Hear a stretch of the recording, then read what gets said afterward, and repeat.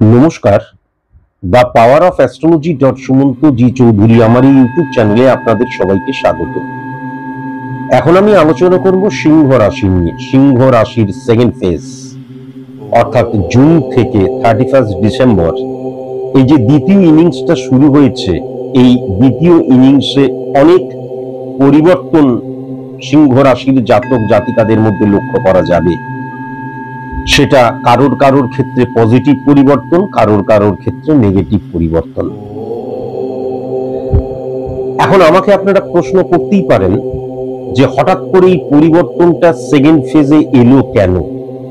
তার কারণ আমরা সবাই জানি যে রাহু এবং কেতুর গোচরগত ট্রানজিট হয়েছে, গৃহ পরিবর্তন হয়েছে।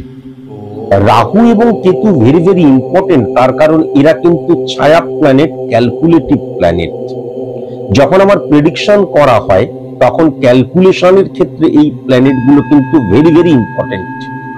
তার জন্য এই ক্যালকুলেশনের বা ছায়া প্ল্যানেটের যখন পরিবর্তন হয়ে যায়, গোচরগত ট্রানজিট হয়ে যায়, তখন কিন্তু আমার যে অ্যাস্ট্রোলজিক্যাল প্ল্যানেট রিপ্রেজেন্ট করে যেহেতু আমার হরমোনকে, সুতরাং আমার মধ্যে প্রচুর চেঞ্জেস বা পরিবর্তন কিন্তু লক্ষ্য করা যায়।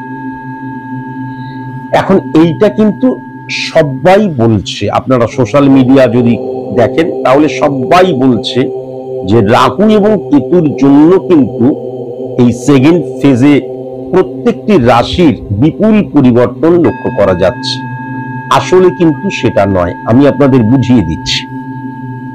রাহু এবং কেতু ক্যালকুলেটিভ প্ল্যানেট, ছায়া প্ল্যানেট।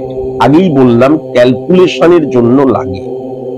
এই প্ল্যানেটগুলো অন্য কোন প্ল্যানেটকে কিন্তু প্রভাবিত বা ত্বরান্বিত করতে পারে না। যখন কোন ক্যালকুলেশন মানে ভাইব্রেশন, পার্সেন্টেজ লক্ষ্য করা হচ্ছে, তখন রাহু কেতু দ্বারা কিন্তু ক্যালকুলেশন করা হয়।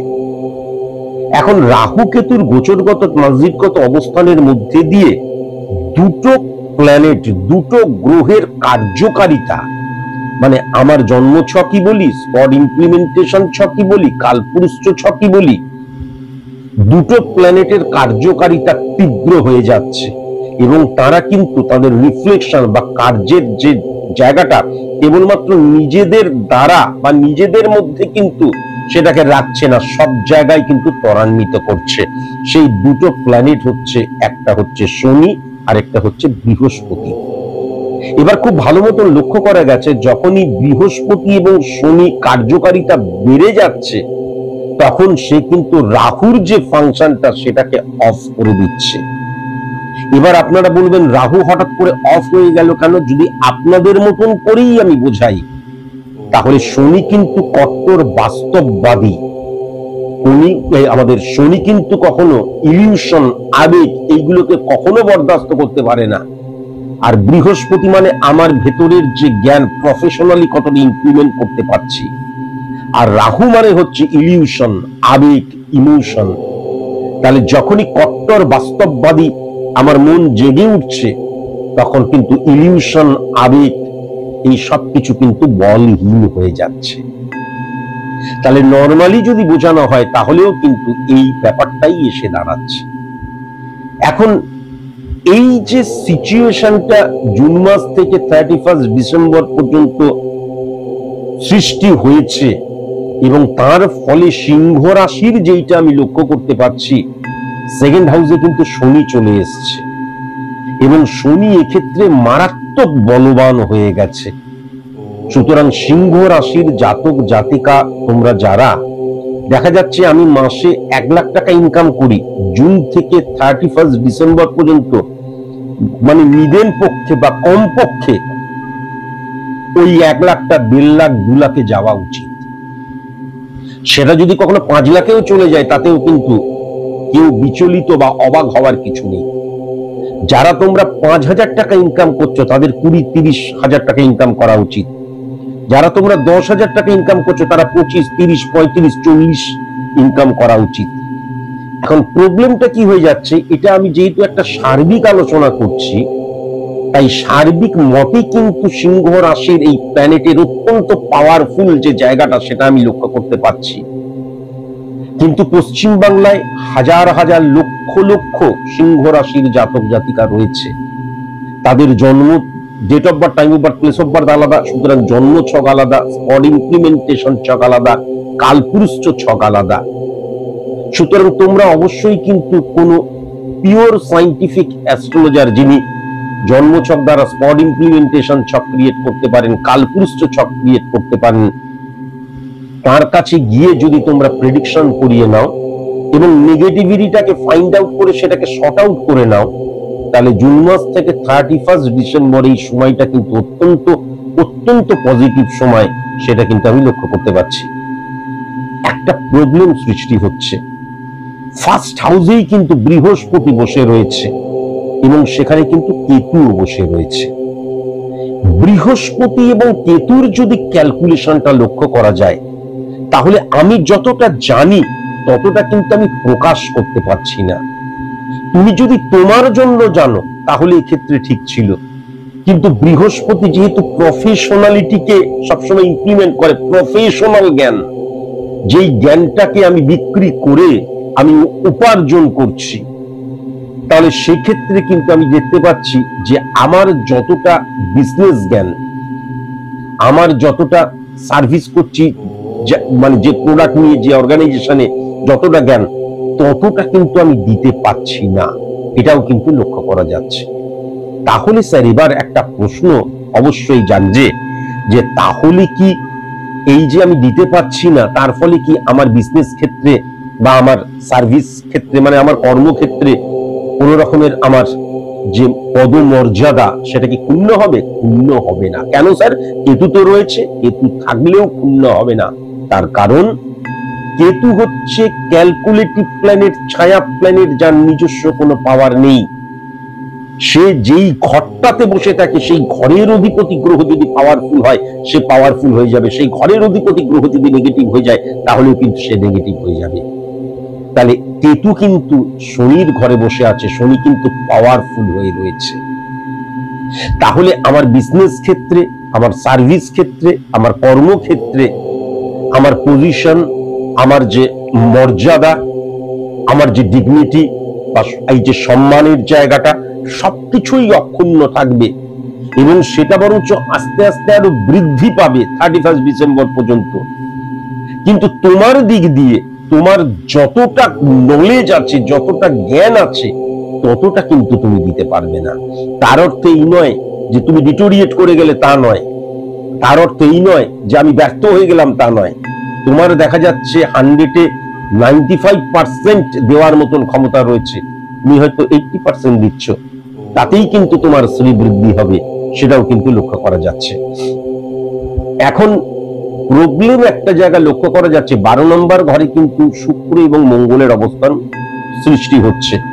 তাহলে সিংহ রাশির জাতক জাতিকাদের ক্ষেত্রে বিবাহিত জীবনে কিন্তু দেখবে খুঁটি না, মানে কি বলবো, ছোটখাটো ব্যাপারে আর্গুমেন্ট, হ্যাঁ, ছোটখাটো ব্যাপারই একটা, মানে দেখা যাবে এ ওকে সহ্য করতে পারছে না, সে তাকে সহ্য করতে পারছে না। স্বামী স্ত্রীর সম্পর্কটা ডিটোরিয়েট করে যাবার জায়গা, বিশ্বাসের জায়গাটা, মর্যাদার জায়গাটা নেগেটিভিটি লক্ষ্য করা যাচ্ছে। এবং আমি দেখা গেল সেপারেট হয়ে গেলাম, মানে ঘর ছেড়ে বেরিয়ে নাও বা চলে যেতে পারি, কিন্তু আমাদের মধ্যে যে বন্ডিংটা ছিল, সেই বন্ডিংটা, তার গিটটা কিন্তু আলগা হয়ে যাবার জায়গাটাও মারাত্মকভাবে লক্ষ্য করা যাচ্ছে। একটা পজিটিভ জায়গা বা একটা নেগেটিভ জায়গাও কিন্তু এই ক্ষেত্রে সৃষ্টি হচ্ছে, সেটা হচ্ছে 11th হাউসে কিন্তু বুধ এবং সূর্য চলে আসছে। তাহলে 11th হাউসে যখন বুধ এবং সূর্য চলে আসে, বুধাদিত্য যোগ সৃষ্টি করছে। 11th হাউস মানে কিন্তু আমার যে, আমি যদি 5% 10% সফল হই, আমার 30% বা 40% সফলতাকে ত্বরান্বিত করা, এটা পজিটিভ। কিন্তু কর্মফলের জায়গাটাও কিন্তু 11th হাউস। সুতরাং আমি যেরকম কর্ম করব সেরকমই কিন্তু রেজাল্ট পাবো। আমরা অনেক ক্ষেত্রে কিন্তু চুরিবিদ্যা মহাবিদ্যা যদি না পড়ো ধরা, এটা এক্সাম্পল দিলাম, দেখা গেল বউয়ের সাথে খারাপ ব্যবহার করলাম, বাবা মায়ের সাথে খারাপ ব্যবহার করলাম, সন্তানের সাথে খারাপ ব্যবহার করলাম, কলিগদের সাথে খারাপ ব্যবহার করলাম, বন্ধুদের সাথে খারাপ ব্যবহার করলাম, আবার মিটে গেল, সবকিছু ঠিক আছে। অনেক ক্ষেত্রে কেউ জানতেই পারলো না, কোনো অবৈধ কেস করলাম। কিন্তু এই ক্ষেত্রে যেই কাজটা তুমি করবে তার ফল তোমাকে 31 ডিসেম্বরের মধ্যে পেতেই হবে। তাই জন্য যে কোনো কাজ বা আমার মুখ দিয়ে যে ব্রহ্ম বলা হয়, যে কথাগুলো বলছি, ভেরি ভেরি কসাস এবং কনসাস। কেননা একটা ভুল ইমপ্লিমেন্টেশন তোমার সফলতাকে 1 সেকেন্ডে মাটিতে কিন্তু নিয়ে চলে আসতে পারে। তার কারণ মেন্টাল স্যাটিসফাই যদি আমি না হতে পারি, মানসিক ভাবে যদি স্যাটিসফ্যাকশনের জায়গাটা না থাকে, তাহলে অরুণপতি হয়েও কিন্তু কোনো লাভ নেই। রবির ঘরে কিন্তু রাহু বসে রয়েছে, এখানে একটা প্রবলেম হচ্ছে। আবার দেখা যাচ্ছে চন্দ্র কিন্তু উচ্চস্থ হয়ে রয়েছে। তাহলে রবির ঘরে রাহু বসে থাকলে কি হয়? রবি মানে ফ্লাকচুয়েশন। তাহলে এই ফ্লাকচুয়েশনের জায়গাটা অত্যন্ত বেড়ে যাবার জায়গাও কিন্তু লক্ষ্য করা যাচ্ছে। কেন?